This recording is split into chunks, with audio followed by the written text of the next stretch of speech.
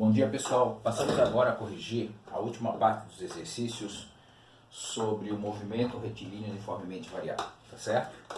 Então, antes de qualquer coisa, vamos só fazer um pequeno feedback aqui. Então, nós vimos que eu tenho essa função horária aqui da velocidade, da posição, e eu tenho essa daqui, que serve, para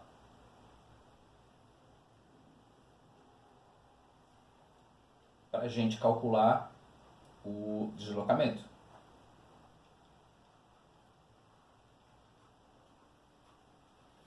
Quando a gente passa a analisar isso aqui no movimento de queda livre, basicamente essa equação, conforme fizemos isso na semana passada, né, ela se reduz a essa equação. Entretanto, essa equação aqui ela tem um desdobramento, tá? Com o objetivo de calcular o tempo de queda, que é a raiz quadrada de 2h sobre g. Ok? Bom, a outra equação que nós temos é essa daqui,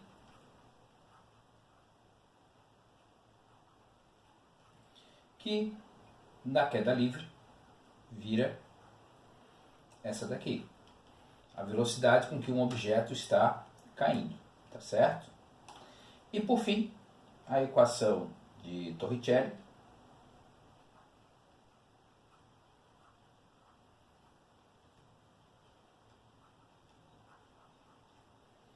que vira essa daqui. Ok? Então perceba assim, ó, são equações que a gente usa de modo geral, certo? Essas aqui do lado esquerdo, e que a gente pode aplicar no caso específico, nesse momento agora, que é a respeito da queda livre, tá certo? Então eu penso que esse daqui seja um bom resumo para você se focar para estudar para mim, para a avaliação da semana que vem, tá ok? Bom, limpando a tela e começando a discutir os exercícios. Dois objetos, uma pedra e uma pena, são abandonados simultaneamente da mesma altura. Determine qual deles chega primeiro ao chão, admitindo que a experiência se realize no ar. Bom, então vamos pensar aqui.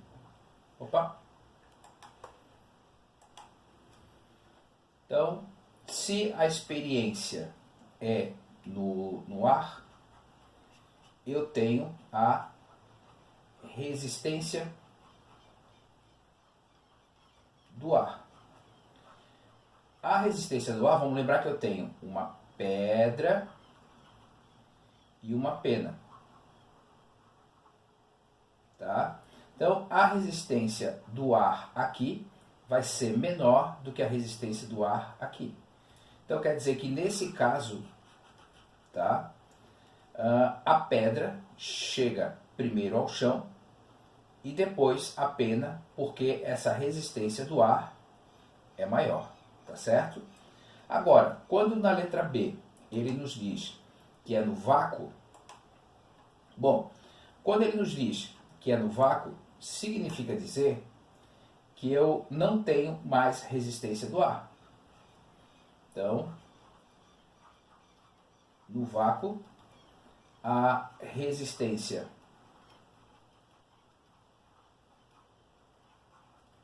do ar é igual a zero, tá? E nesse caso, a minha pedra e a minha pena, tá? Elas vão chegar rigorosamente juntos ao chão. Então, se eles caem da mesma altura, eles vão chegar juntos ao chão e exatamente com a mesma velocidade, certo? Próxima questão. Se não existisse a aceleração da gravidade, qual seria a trajetória para um tiro de canhão? Então vamos pensar assim. Hoje, numa situação real,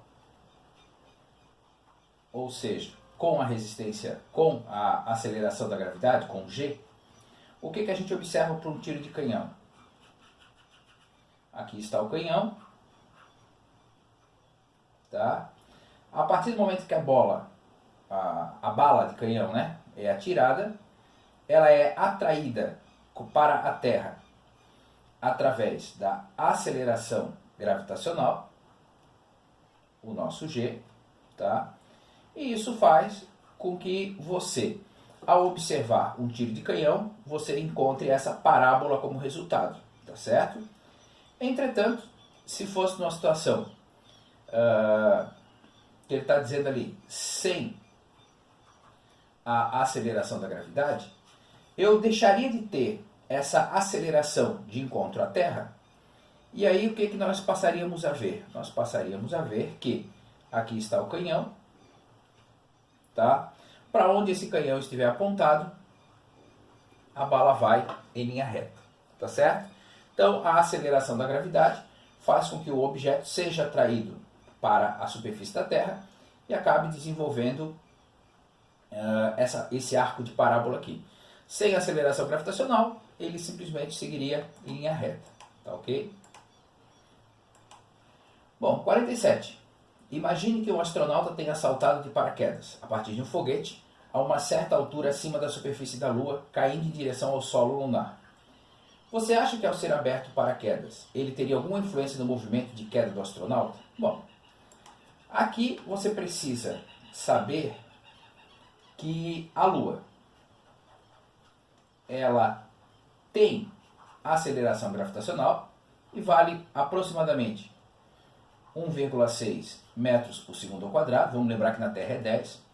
Só que a Lua, ela não tem atmosfera. Bom, qual que é o intuito de um paraquedas? O intuito do paraquedas está aqui a pessoinha caindo, tá? Aqui está o paraquedas. A ideia do paraquedas é que ele aumente a resistência do ar. Então, a pessoa não cai em queda livre, ele cai com uma aceleração menor que a aceleração da gravidade, até que chega um ponto em que essa aceleração passe a ser igual a zero, certo? Então, se na Lua não tem atmosfera, eu não tenho ar. Então, se o cara resolve saltar de um foguete na Lua de paraquedas, simplesmente o que vai acontecer? Ele cai em queda livre. Então quer dizer que dependendo da altura que ele vai cair, ele vai chegar com uma velocidade relativamente alta ao solo e realmente ele vai se machucar. Letra B. Que tipo de movimento o astronauta teria até atingir o solo lunar? Bom, o tipo do movimento que ele vai ter é o movimento de queda livre, que nada mais é do que um movimento retilíneo uniformemente variável. Fechou? –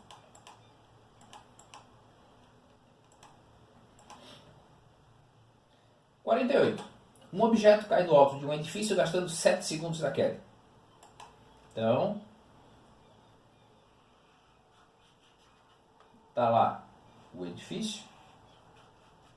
Tá? Quando ele fala que ele cai, é porque aqui em cima a velocidade inicial é zero.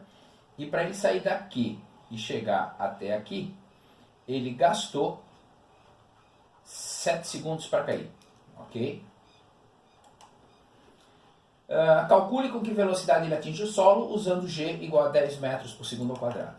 Tá? Então ele quer saber qual a velocidade com que ele chega ao solo, e é para você usar o G igual a 10 metros por segundo ao quadrado. Bom, aqui no movimento de queda livre, para calcular a velocidade com o tempo fica bem fácil. Tá? Então a velocidade vai ser G, que é 10, o tempo 7. Então quer dizer que ele vai chegar no solo com uma velocidade de 70 metros por segundo. Se você usar aquele parâmetro do 3,6, isso daqui vai passar de 220 km por hora. É um valor bem considerável. Tá?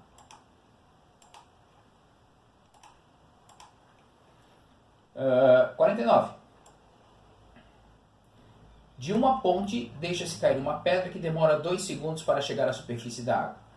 Sendo a aceleração local da gravidade igual a 10, determine a altura da ponte. Então ele está dizendo que tem uma ponte e que da ponte até bater na água levam 2 segundos. Aí ele quer saber qual a altura da ponte. Bom, aí é aquela história. Se você tem a equação, se você foi organizado, a altura é igual a g t ao quadrado sobre 2. A aceleração da gravidade, 10. O t, 2 ao quadrado sobre 2. Primeira potência. E agora, multiplicação e divisão.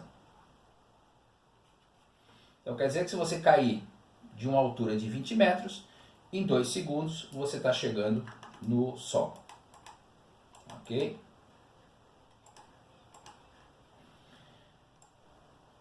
No planeta fictício, a aceleração da gravidade vale 25 metros por segundo ao quadrado. Então olha só a aceleração da gravidade. Então o meu G, 25 metros por segundo ao quadrado. Tá? Um corpo é abandonado de uma certa altura e leva 7 segundos para chegar ao Sol. Então, o tempo de queda dele é de 7 segundos. Qual a velocidade no instante em que ele chega ao Sol? Então, ele quer saber qual a velocidade com que ele vai chegar ao Sol. Então, velocidade e tempo é essa equação, na queda livre, né? Então, a aceleração é 25, o tempo é 7, 7 vezes 5, 35, vai 3, 14, 17. Então, ele vai chegar no solo com uma velocidade absurda de 175 metros por segundo. Tá certo? Próxima questão. Um gato consegue sair ileso de muitas quedas. Suponha que a maior velocidade com a qual o gato possa atingir o solo sem se machucar seja de 8 metros por segundo. Então ele quer saber o seguinte, o gato cai e pode atingir no máximo uma velocidade final de 8 metros por segundo. Tá? Então, desprezando a resistência do ar, qual a altura máxima de queda para que o gato nada sofra? Tá? Ele quer saber a altura. Bom, se não tem tempo, Torricelli. 8 ao quadrado, 2 vezes 10 vezes h, 8 ao quadrado, 64. Agora eu vou fazer a multiplicação. Agora o 20 que está multiplicando vem para cá, dividir.